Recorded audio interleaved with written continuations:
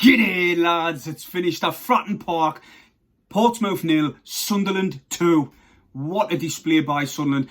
That sent out a statement to the rest of the league that we're here, we're going to fight for this automatic place for me, like for now. Seconds up for grabs, but who's to say we kind of get first? Hull beat Peterborough 3-1, I think, but last time I checked. And Lincoln dropped points again tonight. So Sunderland today, we were immense. We worked for each other. We were absolute solid at the back. Luke Onien, my man of the match, comment below your man of the match. But for me, it was Luke Onien. Sanderson picked up the yellow, but what I noticed in the game is when Onien went to clear the ball and he miskicked it, Sanderson was there to clear up. And the same went the opposite way around.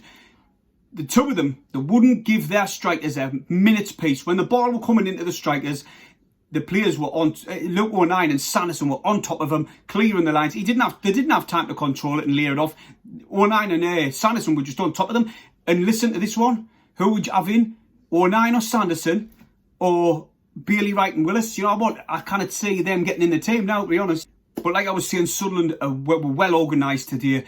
We were bright, we were energetic, we were confident on the ball. We were just passing it around. We dictated play. We controlled that ball from side to side. The first half, I thought we were the better team. The second half, I was thinking, Portsmouth will come at us and we'll sit off. But it wasn't the case. I think they had about 5 or 10 minutes spell where they had possession. And then Sunderland got the ball. It went flat for them and we were just dictating play again, controlling the ball. So on 12 minutes, McGeady picks up the ball, does what he always does, steps inside, makes a yard appears, taxes the shot on, the keeper saves it, parries it out for a corner. And that was a really good chance for Sunderland. And I was thinking, that's what I want to see, McGeady on the ball, working the player well, getting inside, tackling the shots on, making the keeper work. Then it guns out for the corner. And Jones, who was outstanding today for me, he was much better than he was against Swindon. He puts a class ball in, and it was very poor defending from a Portsmouth point of view.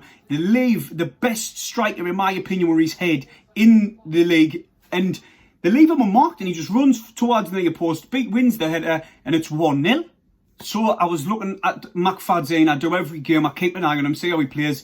And this Williams lad, who looked a really good player. He was like in a free roaming position, but he was mainly on McFadzean's side. And McFadzean kept him quiet for most of the game.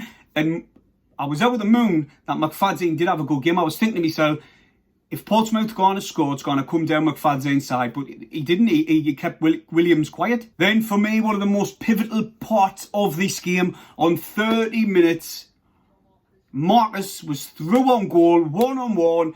Instead of just being composed and taking his shot and making it 1-1, he doesn't. He tosses his cell to the floor, he dives and just goes into touch. And that could have been a very pivotal point in the game. It could have got Portsmouth back into the game. It could have lifted their spirits to go on for the win.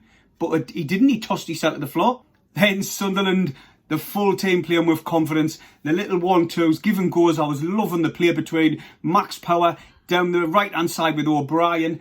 O'Brien pressing high, wins the ball, runs towards the goalkeeper. He was so composed and cool, calm, collected, chips him, and it went in for Sunderland 2-0. And that was game over then from then on. On 75 minutes, McFadzean worked really hard to get down the wing. He cuts inside in the box. He lays it like a powerful shot across the box.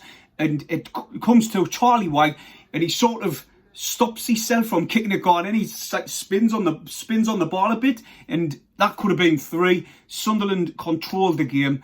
We were the better team over the full 90 minutes. And in my opinion, that was a statement for the league. We have beat somebody who's gone for automatics, let's be honest. They're in the playoffs. And they're on a bad run of form now. And a lot of fans are calling for Hackett's head. And they offered nothing going forward. I thought he would have started Harris, to be honest, and he didn't. So I cannot see him, if he continues in this run of form, I cannot see Hackett being in the job much longer. But from a Sunderland point of view, roll on Tranmere. I think regardless if he makes changes, we're too strong for Tranmere at the minute. We're bright, we're confident, we're energetic. Luke Onien, I think he's a new centre-back now. I wouldn't want to play him in the midfield when he's doing so well at centre-back with Sanderson. The partnership is unreal.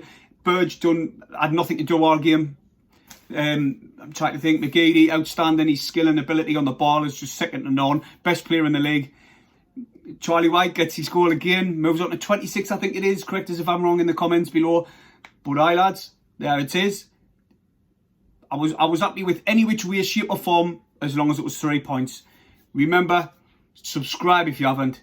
I'm aiming for 2k for Christmas. Hit the thumbs up and I'll see you in the next video. Get in there, lads. Said no, give the ball.